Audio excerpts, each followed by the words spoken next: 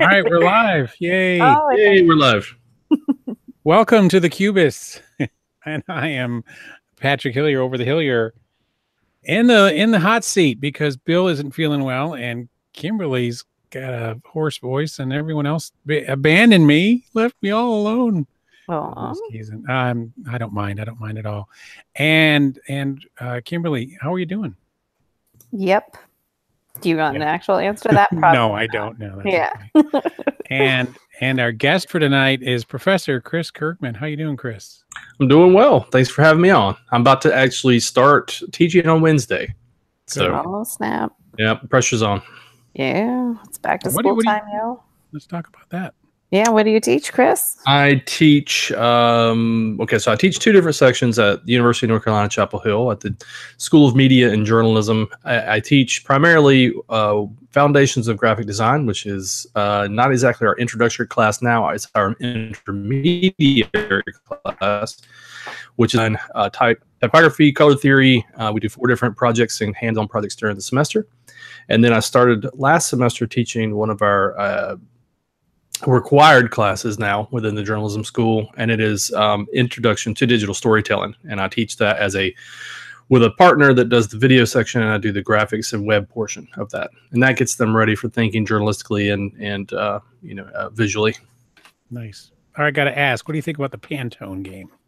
I have not played it. I am reticent to play it, but because I like the fact that they're having some fun with Pantone, because if you're in the business, if you're in the biz, the graphic design biz, Pantone everything, especially now with production, where whatever we set has to be a Pantone color, and we give that to the factory and everything. But I don't know what kind of a game it is. It's not colorblind friendly. That's absolutely true. Yeah, that's funny. Are you filming at the Pantone game, Kimberly? Oh, she's on mute.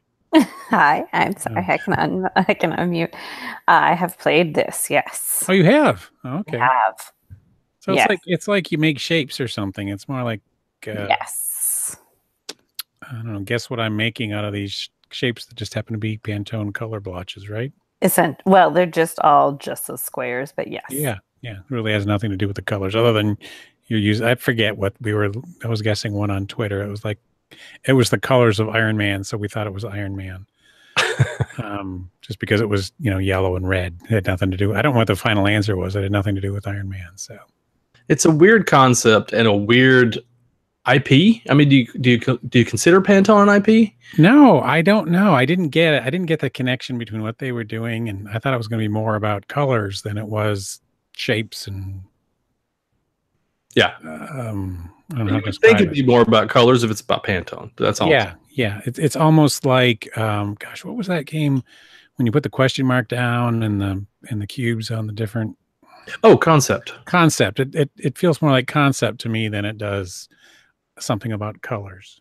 Well, I would definitely probably rather play Concept. Concept is a great game. Yeah, I love Concept. Yeah.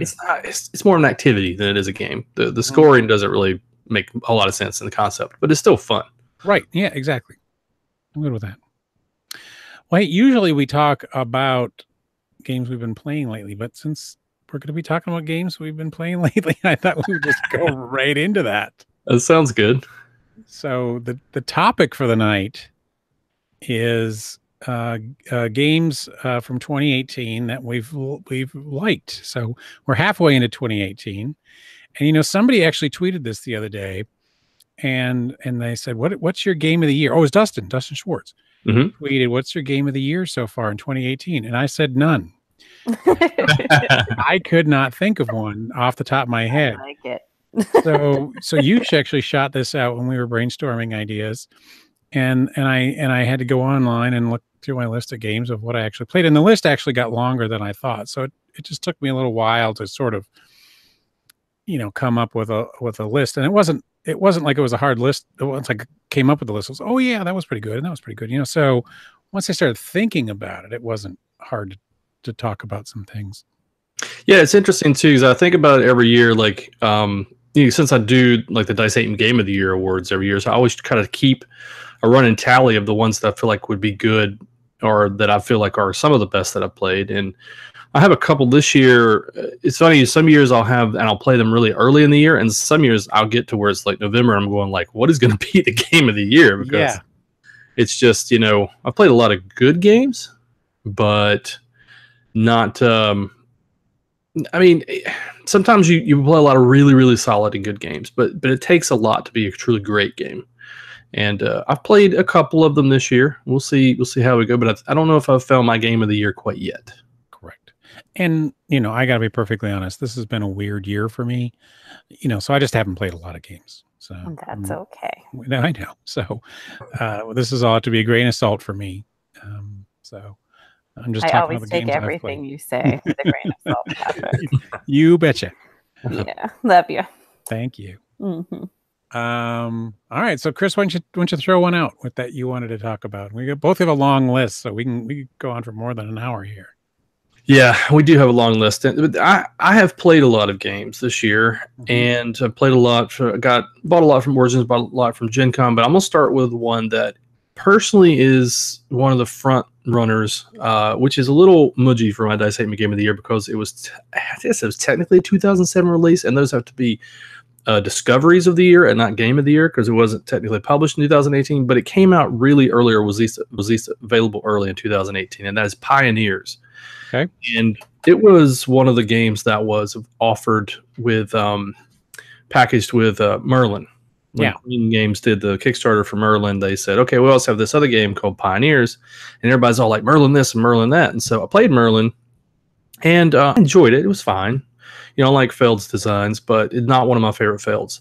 But then later I got a chance to play Pioneers, and it's awesome. It's, you know, it was a Spiel recommended title. And also now, so it had greater release, or got wide release in early 2018. And I've played it a ton of times. I've taught it to a ton of people, and it is just probably one of those. It's already joined the A-Team shelf.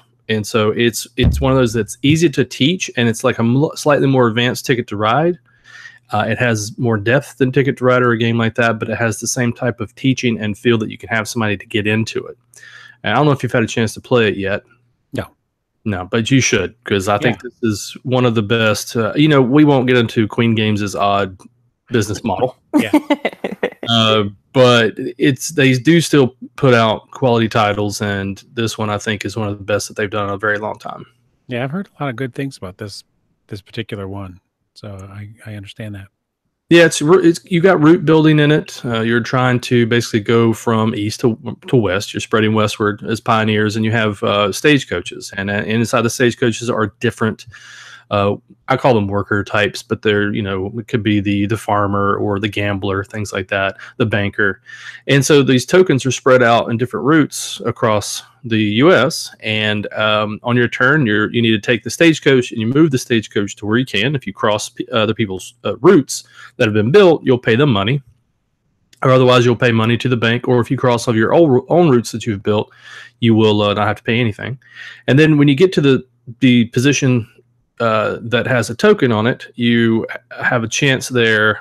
Well, unless you can't go there unless you have them in your stagecoach. So you're dropping off little meeples that are representative of the types of pioneers that are going out. So let's say that I have a farmer, and I go to a farmer space. Then I'm able to put a farmer that's in one of my stagecoaches onto that particular space. But then every single one of them have a special action. The farmer itself means that I could not only drop one farmer off, but as many farmers as I have on my stagecoaches into that one spot. And the reason why I want to do that is because if I can, at the end of the game, I get to count up points for the number of meeples in each space that is on my largest interconnected railway system or road system. So on your turn, you basically move the stagecoach, activate a meeple ability, and then you have a chance to spend money to build. Well, you build routes, and then you move the stagecoach, and then activate whatever happens in that particular spot. So it sounds a little disjointed when you talk but as you move through it, these interactive abilities that you have for the different settlers that are dropped off, you want to try to get those, but you also want to try to clear your stagecoaches as quick as possible because you get points for those stagecoaches when they're cleared, plus money. And money's tight in the game. One of the ways you can gain money, though, is if someone, like for instance, if I dropped a farmer off, if the person to my left has a farmer on one of their stagecoaches, they can elect to drop the farmer off as well. They don't get to activate the ability of the worker type the pioneer type that they're dropping off. However, it does help them to try to empty their stagecoach. If they do that, they have to pay you $2. And so that's one way you can actually make money in the game itself. So kind of every turn, very straightforward, simple decisions to be made, but at the same time thinking about where you're going to put your roads, how you're going to use your pioneer abilities. Are you going to follow somebody and drop a pioneer off there helping you, but also giving your opponent the ability to do more buy actions and things like that? It's a lot of neat decision space to be had. Nice. Kimberly, do you have anything? Anything on what? Any 2018 games you want to talk about? 2018 games that I want to talk about. I'm looking at your lists right now. Both okay, well, I'll talk about you talk right here. I just played this the other day. Warsaw City of Ruins. So this is one of those other ones that kind of slips the rules, right? So it's actually with Capitals. Yep, I've played Capitals before. Yeah, it was Capitals. What did I write down here? 2016, I think it was. This was just handed to me at Origins in 2018 by North Star Games. And actually, it was funny.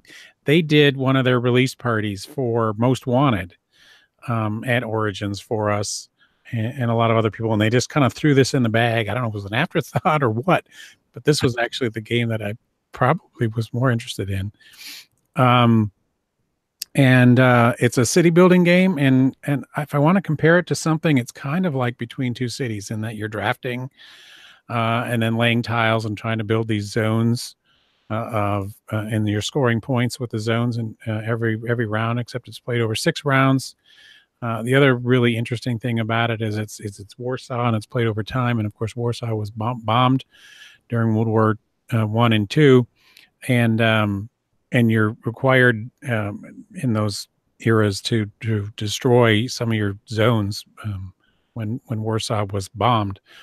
So you have to destroy one of your tiles or 2 of your tiles areas on those in between those phases of the game, and you can either plan for it or you forget about it, and then you're kind of screwed because what you were planning for didn't work. And then it has some unusual, I forget what they call them, just city tiles or urban tiles or something. These ones that give you some sort of bonus points that you kind of gear for, like having extra green tiles next to this building give you some bonus points or some extra money or whatever. And you're kind of gearing, you're starting up wanting money, and then halfway through the game, you got to figure out when to switch for victory points. And, games that have that, that turning point. What'd you call it? The flop. Yeah. The flop is good, right? When do I switch? And the overbuild, that's another thing that was interesting, is you can overbuild. You're expected to overbuild the city. And that's part of the flop. Is like, okay, I don't need money anymore, so I'm going to build over this tile and start getting victory points instead of money out of this zone. So it just has a lot of really interesting things to it. And I love tile laying city games. Cerebria is one of my favorite games. So this was similar but different in that era. So I liked it a lot. Such a I'm going to choose my words carefully. It's such a strange license on the behalf of North Star.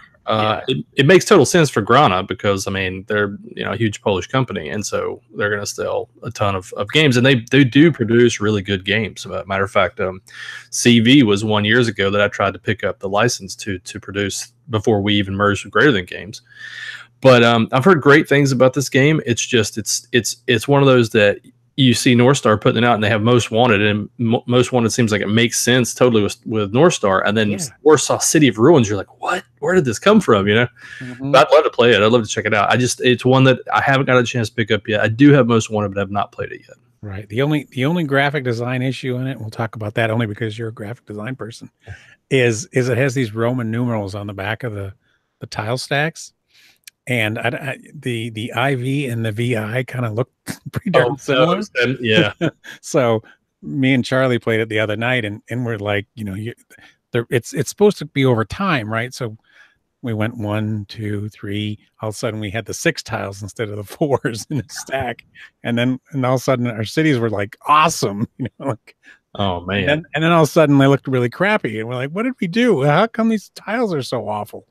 And then he goes, "Well, let's play it again the right way." So at least we enjoyed it, and we wanted to play it again the right way. But yeah, we had to fix that. I like that one. I enjoyed Capitals. My play of it. So how was it different? I wonder how it's different as Capitals.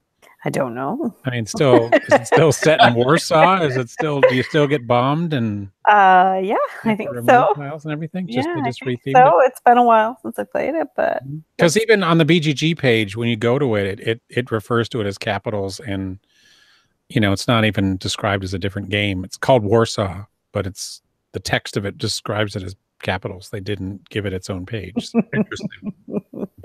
That's one way to do things. I agree. An interesting one. Yeah, I went the assessment of it being an interesting pick for North Star. It really also was like, wait, who put it out this year? Yeah. Oh, all right. Well, what's the other one they just got? Didn't they get the Quaxer? Oh, Quexel. Yeah. Mm-hmm. So I think that's just their foray into the Euro market. Branching out into the Euros. I'm not going to complain. No, I'm fine with that. Same. All right. So did you want me to not talk about any of these games you are looking to talk about? I don't know. Go talk about whatever you want. Oh, okay. Because I've played a lot of these actually. They're just games that we thought we'd talk about. So okay. I mean, obviously, I played Gone Sean Clever. Like, it's best not to think about how many times. Okay, because you've gotten over 300, so you've obviously played it once or twice. At one point in time, I was I think the number 3 person on the app. Wow. Good for you. Yay, I think I got 240 yesterday. That's about as I've gotten in the solo mode for that one. The first time I played the game, I made a 286, and I was like, "Oh, this is awesome!" And then I was like, "Yeah." I mean, it plays really fast on the app, so yes, I know. Don't judge me. I actually haven't been playing it at all lately, but for a while there, I was playing it too frequently. Like anytime I had any downtime, like a properly addicted human being. I also see Steamrollers here, which was lovely. Stop it. And crypto. What's House of Danger? House of Danger is I'm literally right here behind me. Flipping through your list here. House of Danger is. Oh, it's the cover your own ass game. Cover your own ass. There's our one swear word for tonight. Yes, it's those ones I thought. It's the one that everybody kept tweeting as something about a CYOA, and I looked through Twitter one morning and I was like, what in the world does that mean? Cover your own ass is all I can come up with. Oh. Did you read those as a kid? Of course, you weren't. You're like 20 years younger. Yeah, I was going to say, yeah. I like you guys. Do you think that books didn't exist because I'm younger than you? I'm a little perplexed by that. I did not, though. Right. No, they were just not your generation. Oh, yes. That is valid. No, I mean, I read all of those. I loved those. Yeah. Choose Your Own Adventure books. I still have all of my Choose Your Own Adventure books. Oh, really? Yep. Yeah. They're great. They're still fun to read. I was reading like the Time Machine the other day. Yes, I remember that one. I bet I would enjoy them. I should pick up an adult one. Oh. No, not like I love you, Patrick. Like 50 Shades of Grey, Choose Your Own Adventure. Oh, I bet those exist too. This is not Choose Your Own Shade of Gray. That's what they'll This is not the After Dark one, kids. The probably should have been. Let's see here. I played Newton. Anyway. I played Newton. I just played Newton, the new Simone Luciani game. Yeah. Okay. Oh, please tell me about Newton, because that was my white whale of Gen Con. I just wasn't able to get a copy. And they brought like 50, right? So yeah, exactly. Yeah. So what's Newton? I don't know anything about it. Oh, Newton is by the same designers as Marco Polo and Lorenzo. And it's lovely. I enjoyed it quite a bit. It's definitely, I think, on the heavier end of those ones. But apples or something? I mean, Yeah, about Newton, obviously. Smart ass. It's like, oh, see, I said all the right words. I'm only allowed to come on the After Dark. So it's been a long week, kids. Let's see. Oh, it's Monday. That sounds, you get me. There's a tech tree. There's a bunch of different areas that you can advance in, and you need to choose a couple to focus on, obviously, because you're never going to be able to do everything.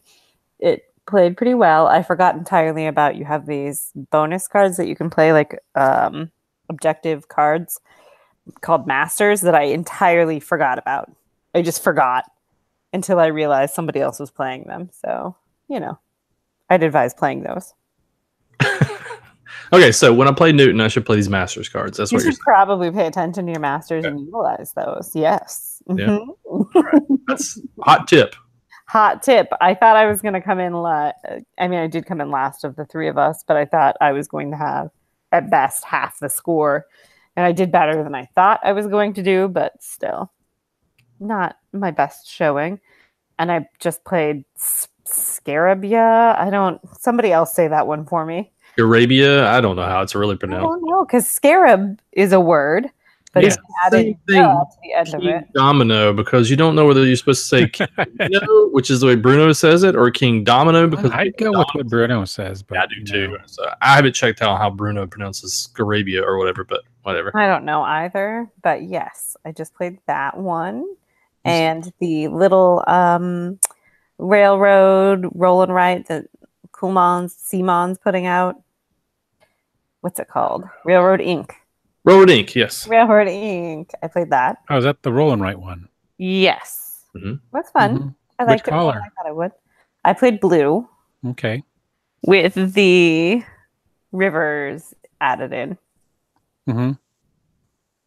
So, Draft Mechanic did a thing on roll and writes today, and I think they were saying that they felt that the expansions were necessary on those. Oh, really? They wouldn't play them without them. Yeah, I've only played that one time and with it, so I really don't know, but I could see how it might be a little too simple without it. Mm-hmm. It's like, it reminded me of Steamrollers, but lighter.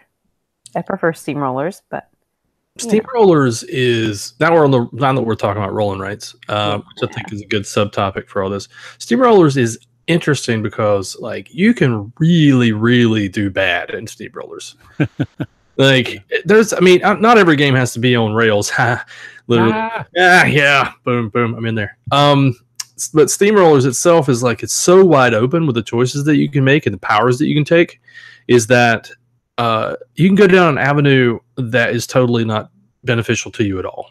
Yes. And I played it twice, and the first time it was just, I did horribly because I thought I had more game to play. I was building this long route, and I was like, oh, when I make this deliver, this is gonna be awesome. And meanwhile, two other players at the table were dinking and dunking with these little short route things, and then just sped through the game and had all these points. And I managed to deliver my big delivery on the last turn, but by then they were 25 points ahead of me. So it was a weird pacing issue for that game.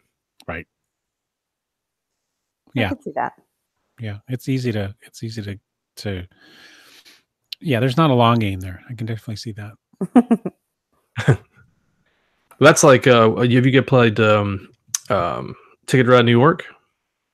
I have not played that. No, I haven't played that one yet. That's supposed to be pretty short. It is super short. I mean, it's as soon as you put down your first 3 taxis, you're almost done. It's fun. It's just a very tactical game. I mean, not that Ticket to Ride, regular Ticket to Ride, in any version that you play doesn't have its tactics to it. Obviously, you have to be flexible, and especially when there's griefers out there blocking you and your routes and things. But Ticket to Ride New York there is no long game in it. You just basically have to just get what you can as quick as you can, and you're in and out, you're done. It's fun.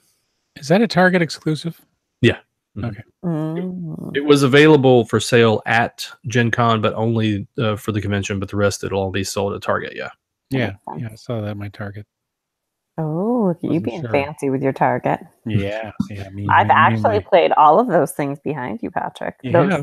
Those three that you put out. Yeah. Okay. I also enjoyed. Chris had Shaky Manor on his. I haven't actually played it. I bought it and played with it. I haven't actually played Shaky Manor. So. It is so dumb that it's awesome. Yeah, we played it late night at BGG Con. That game's that description describes all my games right there. You'll love it. It's a ton of fun, and I mean, like Kimberly was just saying, it's a great late night game. We played it. I bought it at Gen Con, and we played it like at 3 o'clock in the morning when just as our kind of wrap up game, and it's great. I mean, I haven't played the complicated version yet. There's two modes to the game. One is just you flip the card over and you got to. Whoa! There's a complicated version. Yeah. Oh Which no! one did you The whole play? thing is complicated, Chris. All right. No. Oh my gosh, I'm very bad at shaking this manner. So continue. Yeah. So you got to get in the base game. You got to get your little adventurer person and 3 treasure chests into a room, a color of room that is flipped over on one of the cards, but not have anything else in that room. There's like you start with a ghost in there, and then eventually, if you get one, then the opponent to your right chooses another little meeple type to throw into there, so it's making it harder. One of them's like snakes that block doorways because they're really big and dangly. There's spiders that are real sticky and hard to move around. There's more ghosts. There's eyeballs that will roll really fast. So they do. Yeah, it's awesome. It's a great game. That's the simple game. The hard game is when you use the other side and you start with all the stuff in your manor, and they have a different mix of the things you have to get into a room to go. So you'd have to get like an eyeball and the adventurer and 2 treasure chests and a ghost, and then you got to try to shake those all around in there. That one's hard. Yeah, they're all hard. Don't listen to him. Do not listen to this man. Shaking those things, getting them in the correct hole is very difficult. Now here's aging myself too. Remember those little marble games, and you had to get all the little marbles in the little ball, in the little holes. That's what it reminds me of. Yeah, just get it. Well, honestly, I got one as a Cracker Jack present. That's exactly what I was talking about. Cracker Jacks did not have prizes. Yes, no, I know. I read Patrick's whole. Did you read my blog? I did. I was just kidding. They used to have nice prizes. Way back when. No, that COSI has an awesome Cracker Jack museum. If you're ever bored in Columbus. Oh, really? Yeah, go over to COSI, and they have a little wing that's like the Cracker Jack Museum, and it's all like all the prizes. I would love to see that because I mean, this is you've discussed this. I know, but I'm the same way as when we were really young, Cracker Jacks had really good prizes in them, and then they started turning into like stickers and like temporary tattoos and stuff like that. And I was like, come on, yes. But then they were all worried about all these toys for choking hazards and things. And I was thinking, you know what? That was just survival of the fittest back in the day. I mean, that's right. Valid. I wouldn't know because I'm too young. There you go. You would not. That's true. I'm kidding. We had prizes in cereal. So we both have, cereal prizes. We both have Junk Orbit on our list. So besides being, I thought that was a pretty fun game. I guess we talk about why. You mean John Corbett? John Corbett? Yeah, John Corbett. I just now getting that joke. Are you? Oh my gosh. Yes, hilarious. What's even funnier is that so I told Daniel that story this weekend, and I've shared it on the State of Games with it. I thought the entire origins, everybody coming up to me for the first day was like, "What did you buy at Renegade?" "Oh, I picked up this John Corbett game," and I'm like, "John Corbett?" I'm like, "This sounds fascinating. What is that?" And then finally I realized it was Junk Orbit, because you got to say it junk, but But anyway. Oh. What was funny is that Daniel sent me a link today. It was Show Me How to Win. It has a YouTube channel, and they were going around interviewing and doing different things like that. But anyway, there was an interview with Dan over at Renegade, and the subtitles through the whole thing, whenever they say Junk Orbit, it corrects to John Corbett. That's great. It's awesome. It's just hilarious. That is great. Anyway, John Corbett or Junk Orbit, whichever way you want to say it, is a great game. So I've had a chance to watch this in development because Daniel's local, and it's great. I think it's one of the best releases of the year, honestly. Mm-hmm. So we played this at Craig Botch's birthday party, and Chris Kopak taught it to us, and so it is a fun game, but it's a little mathy at first, you know, and you're Mhm. trying to figure out, all right, so if I shoot my junk this way, I knew that was Mhm. coming. I knew that was coming. yeah. Who And let Patrick play this yes, game? I That's know. not Popak. And, We're gonna and talk. and Chris is just trying to keep a straight face. Partly because we're in a room full of mixed strangers and normal and the normal goofball crew, you know.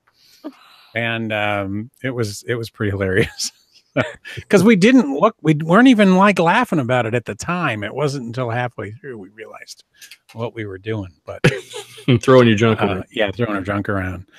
But yeah, I cleaned house on it. I don't know what I was doing. I can't remember what I did, but I had whatever my race allowed me to do. I could combine two cards, Oh yeah. and I could throw double junk this way and go twice as far that way and score both of those, and was like racking up all these points and just Yeah, cleaned all house. the powers in it are cool because it's a little bit of the Marco Polo aspect of like when all the powers are overpowered, none are overpowered. Right. And so, like, they're all super helpful for whatever Mhm. you're trying to do, but none of them that I've seen so far have really, surpassed that. And of course, when you bought it at a convention, like at Origin, you get some extra ship things. Yeah. Yeah. And I think he probably had all that stuff. So, Mhm. you know, Chris he has it all, right? Yeah, I got to get it all. Got to catch them all. Yes. Oh yeah, Kopak is a great teacher too. By the way, Yes. I mean, like, we love when he's able to teach games because it's just it's going to go well. Mm-hmm. Yeah. All right, what else we got? Another one I wanted to talk about was Drop It. Also played at Craig's birthday con. So I just wanted to talk about it. I think it's pretty fun. I stopped looked at it at Origins, thought what, and I didn't get a chance to demo. And I thought, well, this looks kind of just like nothing, you know. What, you're just dropping stuff in a plastic tray. It's what's the game? It's Connect 4, you know. Just didn't think anything about it, right?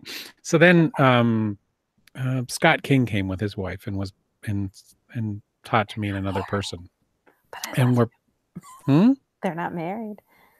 Oh, sorry. Scott King and his significant other, Lisa. There we go. Yes. And he's always called her Lisa. You're right. And so anyway, we're playing it, and Kimberly might know that sometimes I get a little salty when I play a board game. No, and, not my Patrick. And I'm we're playing this dumb Drop It game, right? And I'm just, every time I drop it, it bounces and it's flying all over the place, and I'm just not scoring anything. I'm swearing and cursing. And next week, I'm listening to the Family Board Game podcast, and he's like, "This is a great family game." I'm like, "No, it's not. He's not around me." I say all the bad words playing things like that. Yeah, it kind of reminds me a little bit with the way that you drop things in, like Hang On Harvey, remember? Yes. Mm-hmm. Or whatever you were calling it that was not Hang On Harvey, Fall Down Freddy or whatever. You get the with the alliteration or the I don't know what the right word is for that. We still like you though. Okay. Yes. Somebody pinch Patrick's cheeks for me when you see him. Whoever is in the chat and sees Patrick in the real life. See anyone in the chat? Does anyone see? You don't see anyone in the chat? No, my chat's not working. Oh yeah. Oh! I mean, people who see you, who watch the show and see you in real life, but your chat is not working. No, my chat's not working. Oh, really? This is our opportunity, Chris, to say all the things about Patrick. We can put them all inside the chat window. Okay, thanks. So everybody out there listening right now, just go to the chat. Head to the chat right now. It's not like it's archived or anything. No, it's definitely archived, unfortunately. We learned this the hard way. So let's see here. Some games, huh? Well, Chris has got like heavier real games too. So I know. I see some of these in here. I've played most of these on both ends. Oh, right. Fair chunk of them. Let's do that one. Let's talk about Queenbra. That one I haven't played. But I would like to. Well, we can talk about one you have played if you want. No, I want to hear about that one because that's high on my list of to play. And if this thing bites that was so huge at Origins. That was one of the big ones. It definitely was. And I've played it quite a bit since Origins. I still have not played it at a lower player count than 4, though. So I can't speak to how the dummy dice are used in the game itself to kind of block out. But from what I've heard, it emulates a really like a player who's a griefer. So somebody who's a total pain in the butt while you're playing. So it actually makes a difference in the game. But with Coimbra is interesting because the dice mechanic, there's 2 different kind of values to the dice, and you're drafting. You're rolling your dice and you're using the dice to place them out initially on one of 4 different spaces for drafting. And the top castle portion of it is drafted from lowest value to highest value. And then it's reversed for the next 3 lines, which are drafting cards, which you can add to your tableau or give you in-game scoring values and things like that. But what you put down as your number in the 3 card spots, you're going to have to pay, depending on one of 2 different economies, 2 different values in the game. And so the higher you're bidding there, like you bid, a 6, or that you're going to be paying 6 of whatever the value of that thing is for that card. So you're if you're in money bags and you can make the money, and that's great, but then the color of the dice themselves allow you to affect 4 different things in the game, 2 of which allow you to gain currency. And the values don't really, once you've used the dice themselves, the values aren't necessarily that as important as when you bid with them. But they're also going to help you to increase on that currency based on where you are on tracks, 2 different tracks. One is a track that affects how you're moving around on the missions board, which is kind of a spatially oriented thing where you're kind of going around and putting these little discs out, which either give you immediate bonuses or in-game scoring, things like that. And then the other one is straight up sort of the victory points. So if the green track, the higher your track count is on that, the more you can get immediate payouts of tactical points during the game, and you can kind of combo off of all those. So the fascinating part of the game is not only making the most of which dice that you're drafting, and then when you're placing them out onto to do bidding, but also how you're using those later as the colored powers to influence the tracks and how you're moving up the tracks and activating different portions of it.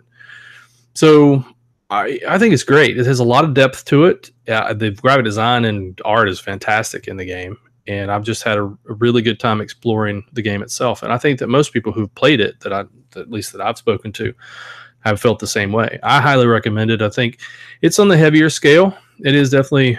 That's what I like to hear, Chris. There you go.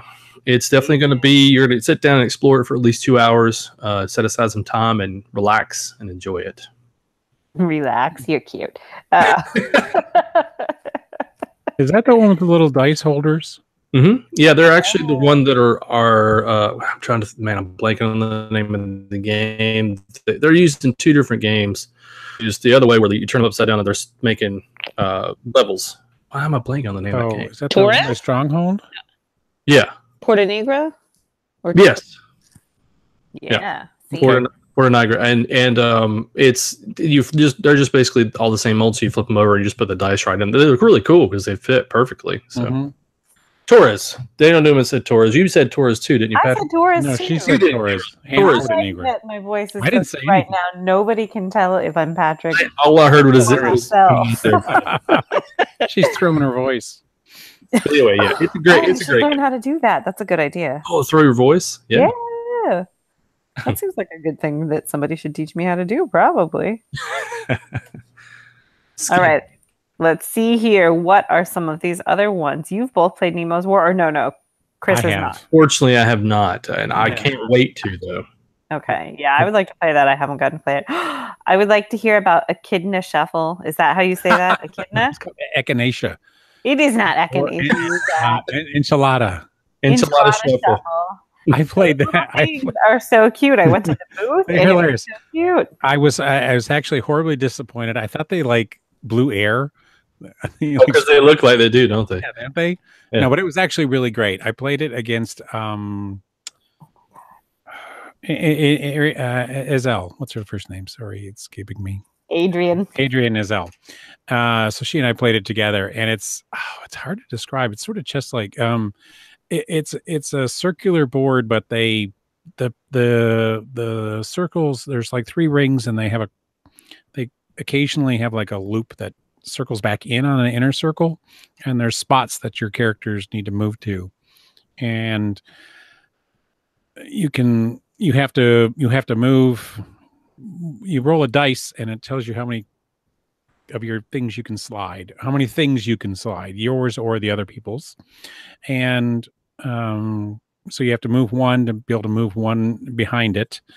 And sometimes you have to move them to the inner circle to make a space for one in the outer circle to move. And you have to first go and get a bug on your back, and then you move them to the other side of the board to get them to their home base. So it's this sort of, I don't know, checkers, just sort of moving things around on a board. It's just cute. It is adorable. They're really adorable. They're really cute. You know, they're really cute. You put the little bug on their back, and the movement's cute. And they're so huge too. I was really surprised to see how giant it was. I thought it was like a giant version of the game. That's just actually the game. And they did not charge enough for that, because those things must have been expensive to produce. Right. It was almost too big, I would say, because it was just something. Patrick. Yeah. Well, not the After Dark, honey. Not. No. For a con where you'd have to fly it home, you know. Yes. Sure. That's definitely what you were talking about. Let me see. You really is the encouraged me to be on the show tonight. I did. Whose fault is this then? Don't blame me. Completely mine. Oh, I have played Flow of History, Chris. Oh, what did you think of Flow of History? Oh, I've only played it one time. That was TMG? Mm-hmm. Yes. I thought you were saying TMI. Like telling me I shared too much by saying that. Yes, it was published by TMG. It's a Kickstarter game. I have only played it the one time, and it wasn't the best of circumstance to play it, but it's interesting. Well, it's not like mind-blowing, but I did well.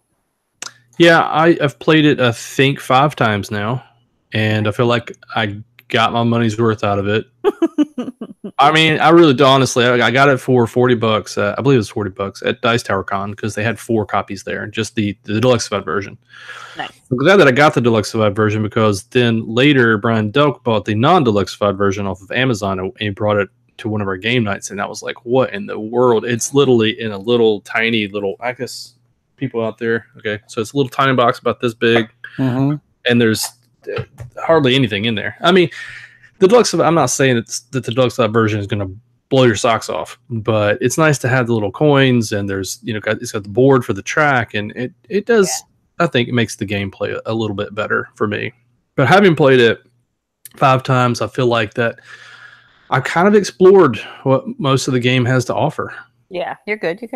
But I mean, if you paid $40 and you played 5 times, that's $8 a play. That's pretty. I'm fine with that. Yeah. And I don't know if I'll probably keep. I don't know if it'll make the A-team shelf, but it is one that I can break out. And I love card drafting games in general, but this one is more. I mean, it does have card drafting, but you're also bidding. Yeah. Yeah. It's not entirely card drafting. Yeah. The little box bothered me, but Mm-hmm. Yeah, the tiny box is ridiculous. Yes, and where you stick the coins and all of that was a little silly.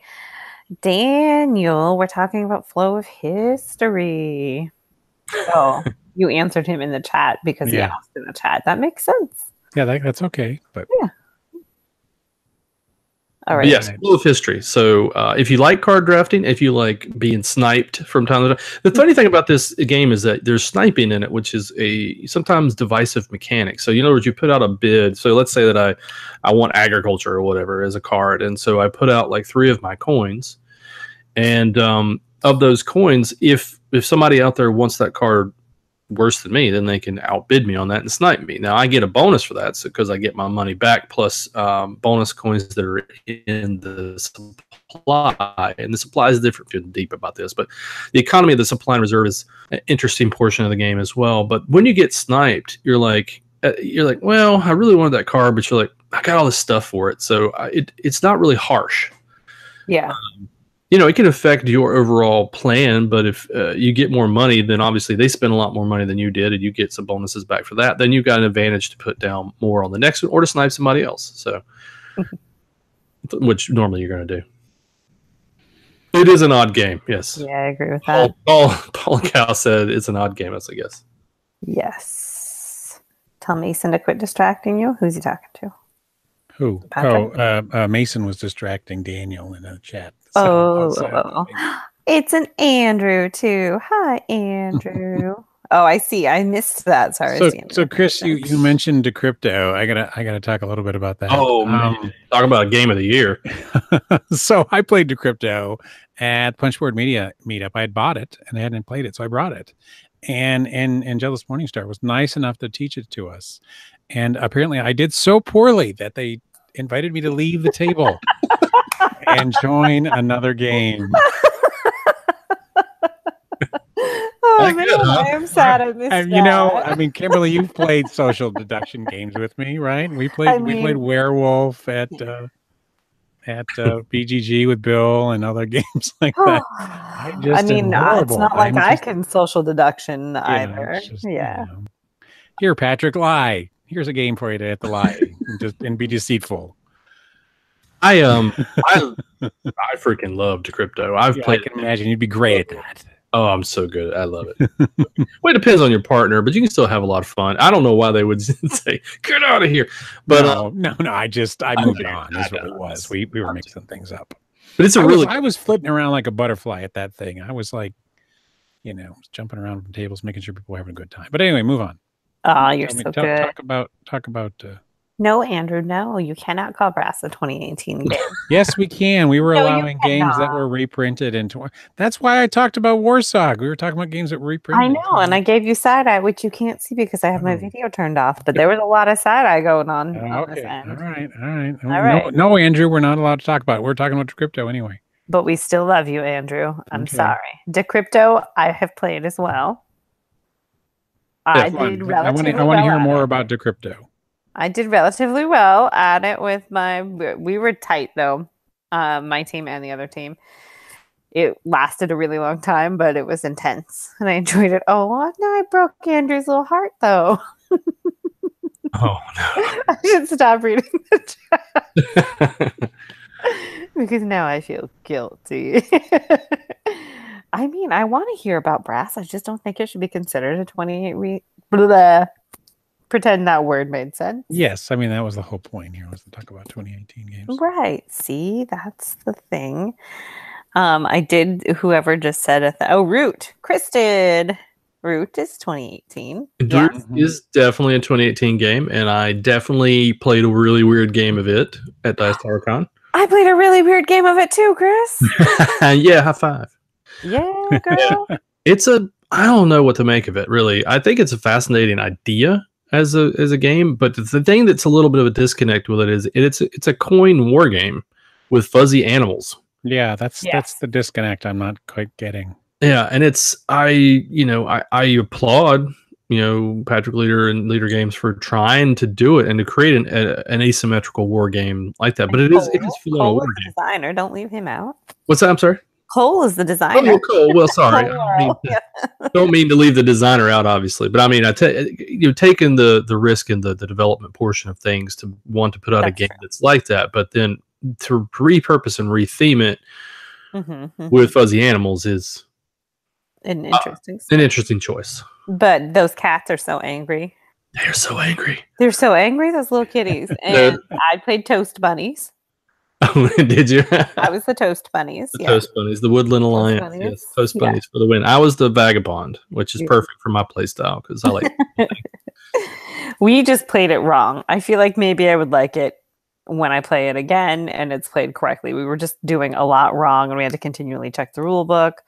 So it wasn't the ideal playthrough probably, but I see the potential there. And I enjoy those Toast Bunnies and those angry kitties. And I like the aesthetic for the game is great. It's again, it's just with some players are going to sit down expecting this sort of lighthearted game, and it can be obviously with the aesthetics, but it can be brutal.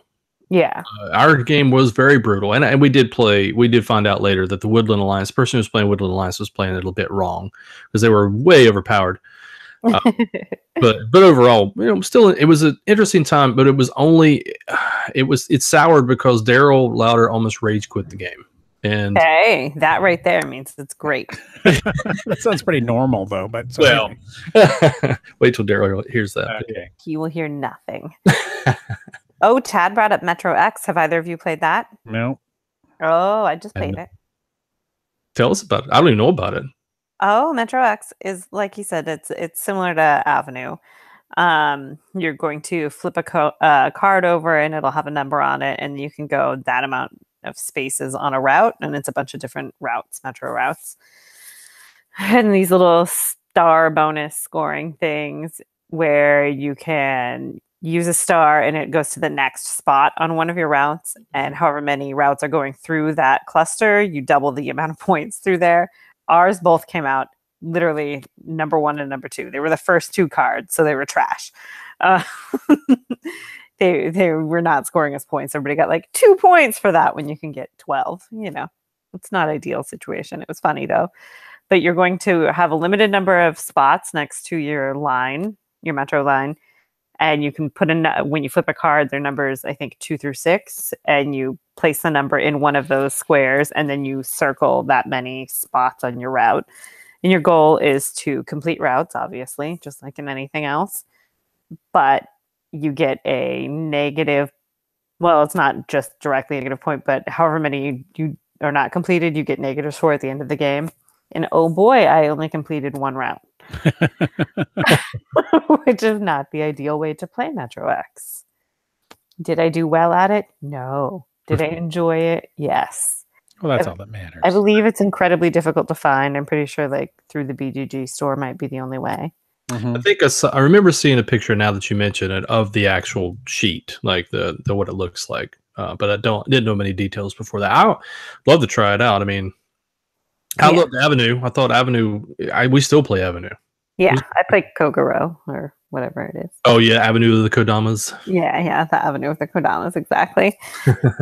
It's an enjoyable group game, and I know what else. There's Let's Make a Bus Route. Has anybody else played that? Oh, Let's Make a Bus Route. Yeah, I haven't tried that yet either. Oh, it's very good. Also very difficult to find. It's a draw and draw. Draw. Well, speaking of a draw and draw, really quickly, we got Welcome To on here. Yes. Ooh, that's a good one too. It is really good. It's very deep. It reminds me, in a very abstracted way of Carcassonne, but basically you're pressing your luck a little bit, and you've got different things that you're trying to match. I'm not going to be able to properly explain that connection for me for whatever reason it did. But anyway, again, it's a draw and draw, and so, but I don't know how deeply we want to get into Welcome To, but you have rows of cover, and you choose one of the numbers to place on top of one of the available houses in the 3 different rows of houses that you have. Okay. And so also, in addition to placing the number on there, you get to activate an ability at the bottom. Like, in other words, if it's a pool, let's say it's a number 9 with a pool icon on it. Well, you're going to place, if you can place the 9 on a house in one of those rows that actually has a pool, you get to cross off one of the pool spots on that. And if you get more pools by the end of the game, you get to score that many points in the pools that you did. And so there's lots of different ways to try to mitigate that. And what you have to try to do is press your luck. In the top row, I think there's like 10 or 9 houses, or maybe less than that. I don't remember. But then the top row is shorter, then the medium is a little bit longer, and then the bottom is even longer. And you have between 1 and 15 numbers that you can assign. And the most common is built around the 6, 7, and 8, just like with dice. And then 1 and 15 are more rare to try to place. And so you have to kind of press your luck as to where all these houses are placed when you choose one of those 3 cards every round to place them out. I thought it was really interesting. It has a ton of replayability because the shuffling of the deck and how they interact with the different icons that come out. And sometimes you'll have, like, for instance, we had one in the first time I played where you're waiting for a 1 to come out, and 2 1s came out in the same turn. And you're like, oh, because that's this killer, because you're not going to see another 1 for a long while, probably. And but anyway, I just think it has a lot of depth to it. I can definitely see why it's been a huge success for Blue Cocker and now Deepwater Games, who brought it, and they sold a ton at Gen Con. Did, yeah. Yep. So Chris Lee in the chat room wanted to hear about Carson City, the card game. Oh yeah, Lee. So hey, Lee, how you doing? Yeah, I mentioned Carson City, the card game, briefly. And but it's a condensed version of the big box Carson City, and essentially it's sort of it's it's a drafting game, but it has bidding as well. So again, I like these drafting games that have bidding. So part of it feels a bit like Honshu, and part of it feels like a blind bidding game. So you have essentially cards in your hand that are numbered from 1 to 9, or if you have a shorter amount of players, I think 1 to 11. And so you're essentially going to draft 18 cards over 2 different ages. So you're going to use, you're going to put out a row of these kind of square tiles that have 4 of each, and some of the squares might be blank, some might have mountains on them, some might have mines, some might have saloons, things like that, and they all interact with how they score when you're building out your township in around Carson City. And so there may be like 4 cards to draft, and then 1 settler, and the settler is pulled out, flipped over, and the top card of the settler deck determines what the turn order, if there's a tie, for people who win the ties when they do their bidding, but also it could have a skull on it, and that means you just basically discard the settler that was just drawn and flip that settler out instead. So that creates some variability. You're not always going to see the same settlers. So during the round, you basically pick a card from your hand. Say I pick a 5, and you two have like let's say, Patrick, you had a 4, and Kimberly, you really wanted the cards, you had 8. So Kimberly, you get first draft of the cards that are out there. You could take one of the township cards, or you could take the settler that's flipped out, which has variable, like player powers or something you can use once per each age, or in-game scoring, things like that. So what you have to do, though, is if you draft one of the township cards, you place it in your township, and you can overlap portions of things like in Honshu, or you can put them, kind of side by side. But you overall have an 8x8 grid that you are constrained to, and that 8x8 includes the subset squares that are inside the larger township cards. And some things will score depending on the adjacent squares around it. Some will score for buildings or things that are throughout your entire township. And essentially, you're just trying to build these as you move through. I think it's solid. It was a lot of fun to play the first time. I only played it once, but what's interesting about the game, though, and the conceit of the game is that if you play with fewer than 4 players, you have to include dummies, which I haven't tried yet. I don't know what the mechanism is, and I don't know how that plays yet. So it is one that I think is probably going to be better at a higher play count to begin with, because blind bidding and bidding games and drafting games like that tend to be a little bit better with more players. But I think it's great. I love Honshu. It was one of my favorites of last year, and to have a little bit more of an advanced play that interacts it slightly differently than Honshu, I think is really cool. And of course, I love Wild West games. Not that this is like dripping with theme, but it's close enough. Nice. Hopefully that was a good enough detail and for Lee, but he's probably heard all that before. But anyway, check it out though, because I think I'm gonna pay like $25 for it, and again, it's a great price for the type of the game you get. The amount of game you get in the box. I think so, and the aesthetics are nice.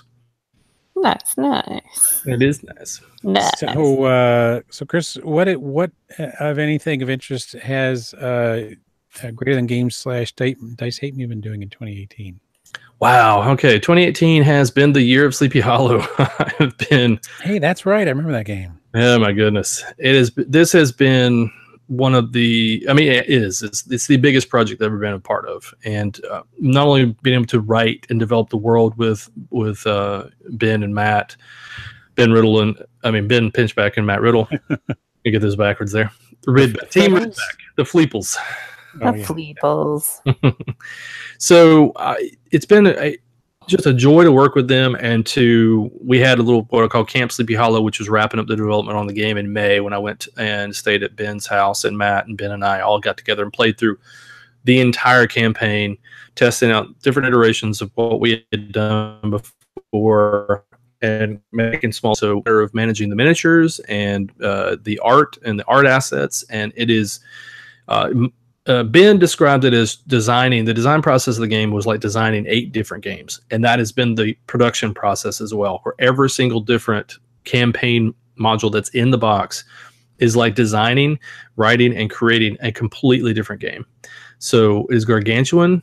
I am really proud of what we've done so far, but I cannot wait until we're done. I just want to move on to a card game or even a rooster that I can just do the graphic design and art direction for in a weekend and be done. A rooster? Oh yeah, a rooster. I don't understand Our what you mean. Yeah, our box sizes for Dice Hate Me products are divided based upon 5 different Chinese astrological symbols. And so our smallest, our little card games are rabbits. And then the next step up, not sure if you have any rabbits back there, but oh man, Johnny on the spot. So there's a monkey right there. It's a Great Heartland Hall and Company. Nice, That's the spot. nice. Monkey. That's my favorite dice. oh, good. I'd like to hear that. Yeah. Our next size up in the middle for compounded Viva Java dice, New Bedford, is a rooster.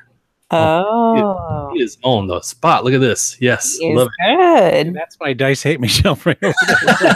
That definitely makes it easier. And then our next size up is a tiger, which is Viva Java and Brewcrafter size. That is more the traditional sort of Euro box size style, which there you go. That's perfect. So more the traditional Euro size. And then there is also a dragon, which I would be impressed. I don't have a dragon yet. No, nobody does. The dragons were originally going to be, the first one was going to be Monster Truck Mayhem, which I don't know if anybody can see behind me. I wanted that. One of these days, maybe. Yeah, I bid on the. Is it the Monster? Yeah, I wanted that one too. Mm-hmm. We have all the components. It's just a matter of pulling the trigger on it, and hopefully, fingers crossed, we'll be able to do that sometime in the future. Because I still think that it has great legs and would do really well in retail and at conventions. I liked playing it at whatever place I played it at a convention of some form. Well, I appreciate that. It's a great game. It's a great game that unfortunately just couldn't be made. Yeah, it happens. Human. But it also mentioned, so they were mentioned in the this doesn't have anything to do with Dice Hate Me, but it does have to do with Matt and Ben. But Piedmont's was another one that was done by them this year, which I think is fantastic. That's in the chat right now. Talking about Piedmont's. Lee asked me where's Take the Bait. Lee, buddy, one of these days, I really hope that we can make Take the Bait happen as well. But we'll see how that goes. Oh, and Daniel says we have a DHM super fan. Hey, Lee's been there since the beginning, man. He is a rock solid dude. Anyway, nice. So that's what we got kind of going on. What's that? Rock Solid Lee? It's nice to meet you, Rock Solid Lee. Yeah. It's a lot of work for Sleepy Hollow, but other than that, the other thing to mention that we have coming in September 18th is Homebrewers, and that is one that as we've been working on for quite a while. That I'm Brewcrafter. Yep, is in the Brewcrafters universe. It is between the original large Brewcrafters and the Brewcrafters travel card game, which is a rabbit, and so. We're building it sort of as Rooster, so it plays a little bit more breezy. It's not as a hardcore Euro like kind of easy breezy. Easy breezy, travel agency,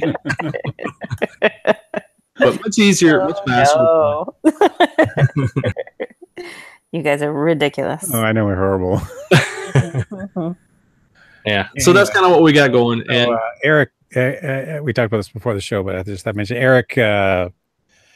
Buscemi and I demoed that with Chris and I forget who the other guy was at Origins when it was just paper in the unpub room, and had a good time with that.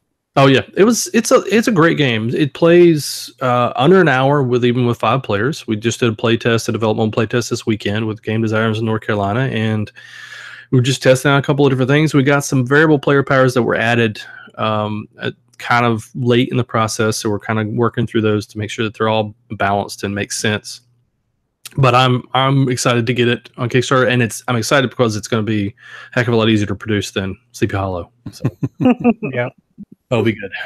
That'll be good. Mm-hmm. Other than that, we finally delivered Oblivion. Yay! So yes, Bill talked about that.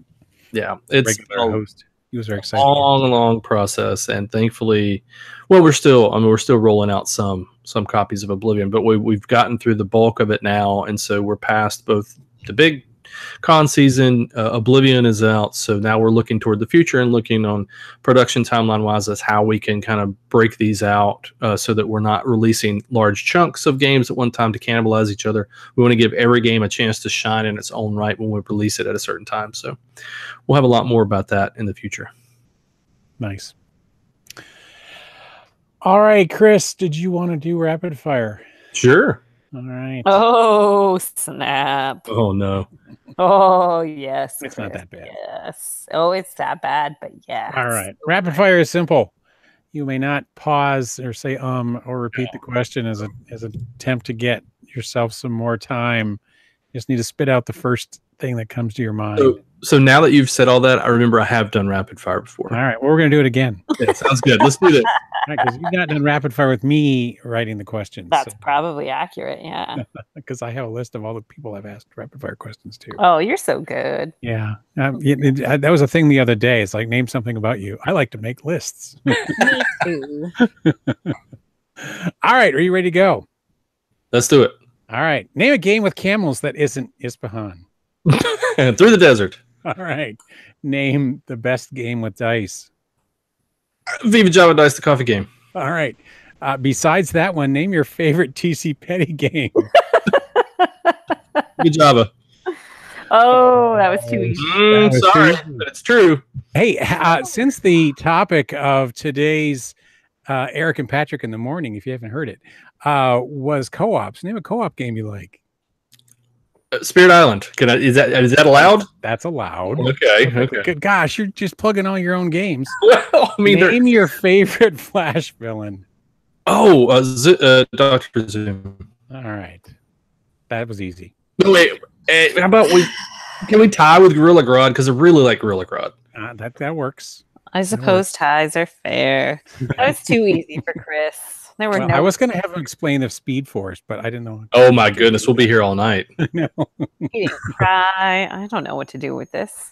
I didn't even expect Spirit Island for co-op. That was too easy. That was there were a lot of others I could have done. Eldritch Horror, Arkham Horror. I could name a ton of co-ops that I actually like, which I can also name a ton of co-ops that I don't like. Oh, no. I just want to hear one you liked. So there was a question really quickly. We'll do a clarification, which we're trying to do to make sure people know. So Chad asked, did DHM do Spirit Island? So talking about the way the company works. So Dice Hate Me and Greater Than Games merged in 2015. And so I co-own the company with Christopher, Paul, and Adam. And we have the Greater Than Games umbrella sort of brand, and then we also have a couple sub brands. One, Sentinel Comics, which of course does Sentinel stuff, and then Dice Hate Me, which is now Dice Hate Me Studio, which envelops the universe that sort of the coexisted universe that includes Great Heartland Holland Company, Brewcrafters, and all of those. So if it's retro Americana, Euro hybrid, it makes sense. It's under Dice Hate Me. And especially now under the studio model, which is more closely related to what Daryl and TC and I used to do back in the day. And if it's something like Spirit Island or Sentinels of the Multiverse, it's under Greater Than Games, but all one company that still has a group catalog that we put out together and market together. Okay, that makes sense. Perfect. All right. Well, we're a little over an hour, so we should probably wrap things up. Chris, how do people get a hold of you if they want to hear more about you and your amazing things? The best place to find me is on Twitter. You can always talk to me at any time you want. Just tweet at me at Dice Hate Me. You can, of course, also find me on dicehateme.com. You can find me on the State of Games podcast, on the Geek All Stars podcast, and anywhere else that I can come and talk, like the great shows like the Cubist. Nice. Oh, that was sweet. The Cubist is part of Punchboard Media, where we all bring something to the table. That was awesome. One of these days, we're going to do well at this. That's like we'll all rolls be sixes on Debbie's never do it right. You guys used to have an opportunity to like cut and re-edit that recording. It's so much better. Thank you for plugging that one, Kimberly. I almost forgot. That's what I can do, bro. And Kimberly, how do people find you if they want to find you? I'd prefer they didn't currently. Okay, we'll leave that alone. Yep. I'm Patrick Hillier. Filling in for Bill Corey, the Cubist, and you can find me on Twitter at Over the Hillier. Yes. Hey, everyone, have a great week. We're signing off. Bye. Bye-bye.